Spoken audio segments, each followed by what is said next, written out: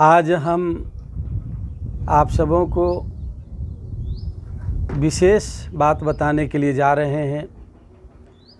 आज पूरे विश्व में योग का धूम मचा हुआ है। हमने इससे पहली कक्षा में आपको बताया व्यायाम, आसन, प्राणायाम। अब हम बढ़ चलते हैं अध्यात्म की ओर, जो मनुष्य मात्र का मुख्य लक्ष्य है। आज बहुत सारी संस्थाएं इसमें भी कार्य कर रही है, बहुत सारे गुरु हैं।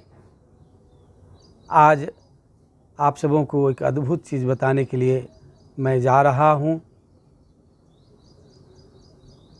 हम सभी जानते हैं कि षडांग है, अष्टांग योग है, इसी में मंत्र योग, लय योग, राजयोग, हठ योग भी है।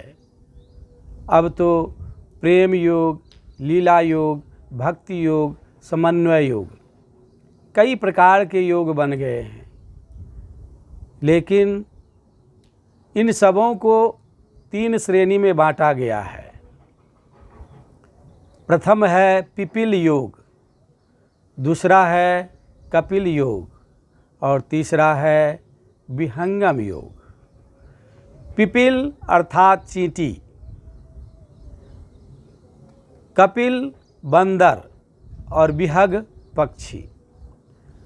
जो हम दैनिक पूजा पाठ करते हैं, अपने मन से जो हम पाठ करते हैं, पूजा करते हैं, हम तुलसी में जल देते हैं, पीपल में जल देते हैं, सूर्य को अर्घ देते हैं, हनुमान चालीसा पढ़ते हैं, विभिन्न ग्रंथों का अध्ययन करते हैं, माला का जाप करते हैं, व्रत करते हैं, उपवास करते हैं। ये सभी पिपील योग के अंदर है। जो हम हठ योग करते हैं, मंत्रों का अभ्यास करके सिद्धि की प्राप्ति करते हैं, इसे हम कपिल योग कहते हैं। लेकिन कैसे हम अपने मन को कंट्रोल करके, प्राण को पवित्र शुद्ध करके, प्राण को बलवान करके हम कैसे अपने आत्मा का विकास करें, आत्मिक विकास करें, विहंगम योग इसी को बताता है। तो कई प्रकार के योग बन गए हैं, लेकिन सद्गुरु सदाफल देव जी महाराज कहते हैं कि योग अनेको बन गए, यह सब मन मथ पर पंच, योग एक प्रभु मिलन का और योग सब रंच। योग कहते हैं जोर को, योग कहते हैं संधि, योग रहस्य उपाय में जीव ब्रह्म की संधि, जिससे आत्मा और परमात्मा का मिलन हो। इसी को योग कहा गया है। इसी को सहज योग कहते हैं, इसी को देवयान पथ कहते हैं, इसी को विहंगम योग कहते हैं।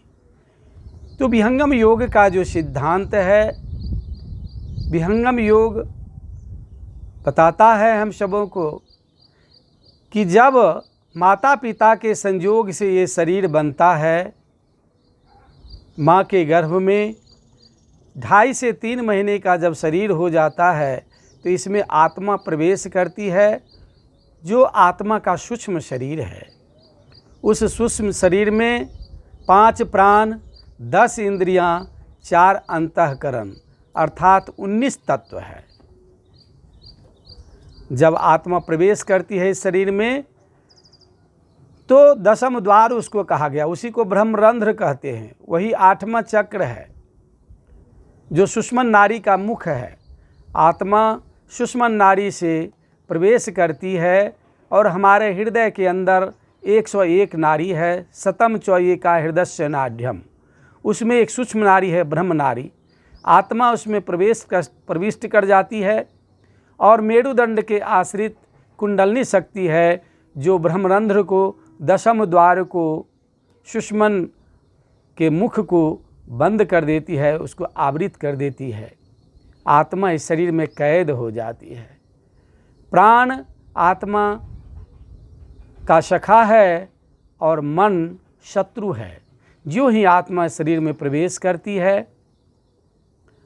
मन आत्मा की 80% शक्ति को ले लेता है और उसका अटैचमेंट 10 इंद्रियों से हो जाता है। हमारी 10 इंद्रियां, 5 ज्ञान की इंद्रियां, आँख, कान, नासिका, जिह्वा, त्वचा, 5 कर्म की इंद्रियां, हाथ, पैर, वाणी, लिंग और गुदा, 4 अंतःकरण, चित्त, मन, बुद्धि, अहंकार, ये 14 इंद्रियां हैं, जिसमें 10 बाह्य है, 5 ज्ञान की इंद्रियां, 5 कर्म की इंद्रियां और 4 अंतःकरण है, अर्थात भीतर का करण, चित्त, मन, बुद्धि, अहंकार।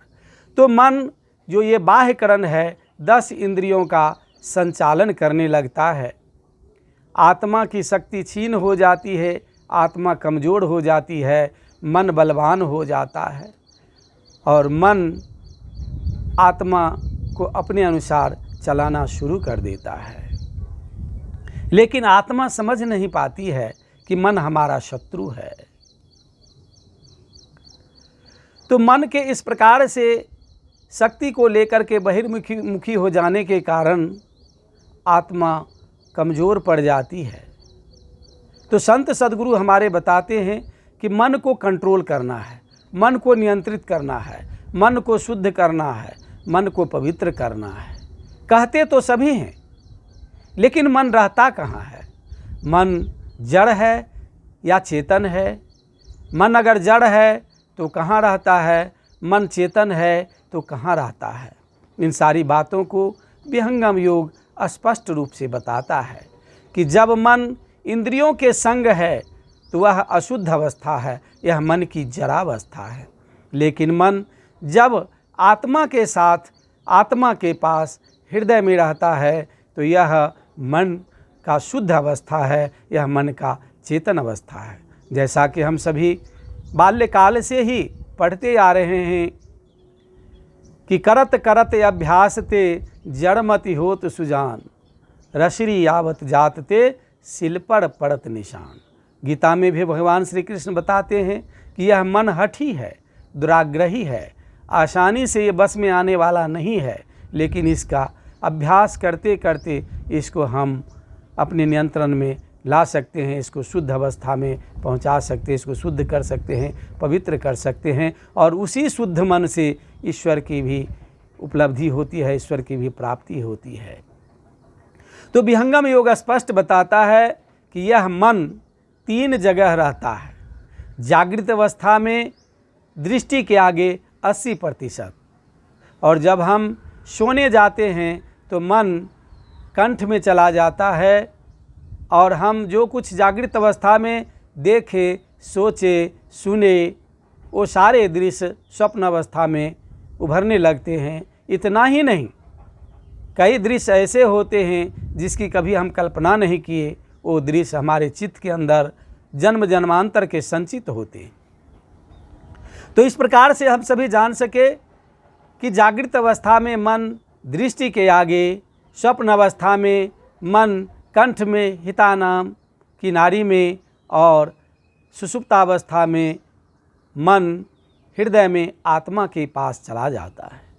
तो जब मन दृष्टि के आगे और कंठ में है हिता नाम की नाड़ी में, तो यह मन की जरावस्था है, मन की अशुद्ध अवस्था है, क्योंकि इन दोनों स्थितियों में हम संसार का ही अनुभव करते रहते हैं। यह संसार क्या है? जड़ है। गो गोचर मन जहाँ लग जाई, सो सब माया जानो भाई। इंद्रियां और इंद्रियों के विषय की जहाँ तक सीमा है, ये सभी माया है, यह प्रकृति है, यह जड़ है। तो मन को हम कैसे जरा अवस्था से चेतन अवस्था में लाएं, इसी विधि को विहंगम योग बताता है। जब हम मन को कंट्रोल करने लगते हैं, बहुत सारी उपलब्धियां हैं। विहंगम योग की साधना पर हमारे रिम्स में, जो रांची में है, रिनपास में इस पर रिसर्च हुआ है, जिसमें देखा गया है कि विहंगम योग की प्रथम कोटि के 10 मिनट अभ्यास से मन किस तरह से शांत हो जाता है। आज तक जितने भी योग आप सभी जान पा रहे हैं, जाने इस पर जो रिसर्च हुआ है इसमें मात्र 40 से 60 इलेक्ट्रोड्स का ही प्रयोग हुआ है। इलेक्ट्रोड्स जिससे मन की स्थिरता को नापा जाता है, वह इलेक्ट्रोड्स विहंगम योग की साधना पर 192 प्रयोग हुआ है। 192 इलेक्ट्रोड्स का प्रयोग हुआ है इसमें, और देखा गया है कि मन 10 मिनट में ही कैसे शांत हो जाता है।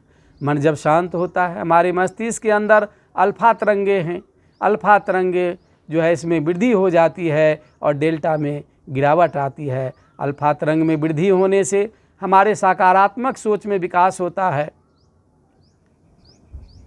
हमें यह क्षमता प्राप्त होती है कि हमें क्या करना है नहीं करना है, ये डिसीजन पावर भी डेवलप होने लगता है, हमारा मेमोरी पावर बढ़ता है। हम सभी जानते हैं कि 25 से 30 वर्ष के बीच में हमारा मेमोरी पावर मैच्योर्ड होता है, हमारी याददाश्त शक्ति परिपक्व होती है, और 35 से 40 के बाद ये याददाश्त शक्ति घटने लगती है, क्योंकि हमारा मस्तिष्क सिकुड़ने लगता है। लेकिन जब हम मेडिटेशन करते हैं, योगाभ्यास करते हैं, विहंगम योग की प्रथम कोटि की साधना जब हम करते हैं, तो अप्रत्याशित रूप से इसमें वृद्धि हो जाती है, अल्फा तरंग में वृद्धि हो जाती है और डेल्टा में गिरावट आती है। तो हमारा जो है डिसीजन पावर, मेमोरी पावर, याददाश्त शक्ति बढ़ती है, हमारी आयु बढ़ने लगती है। प्रत्येक मनुष्य 1 मिनट में 15 से 20 बार सांस लेता है, और इस प्रकार से हम सभी को जो श्वास मिला है इसका हम व्यय करते रहते हैं। तो जब हम मेडिटेशन का अभ्यास करते हैं तो सांस प्रश्वास की गति रुकने लगती है। एक समय ऐसा आता है कि बिल्कुल सांस प्रश्वास की गति बंद हो जाती है। इससे हमारी आयु बढ़ती है, हमारा खान पान सुधरने लगता है। जो हमारी शारीरिक बनावट है, ईश्वर ने हमें जो शरीर दिया है इसके हिसाब से शाकाहारी मांसाहारी में अंतर किया गया है कि जो शाकाहारी है उसका दांत चिपटा होता है, मांसाहारी का नुकीला होता है। शाकाहारी ओठ से पानी पीता है, मांसाहारी जीभ से चाट करके पानी पीता है। मांसाहारी जब जन्म लेता है तो कई दिन के बाद उसका आँख खुलता है, और शाकाहारी का जन्म लेते ही आँख खुल जाता है। हम जैसे शाकाहारी हैं, हमारा आंत लंबा है।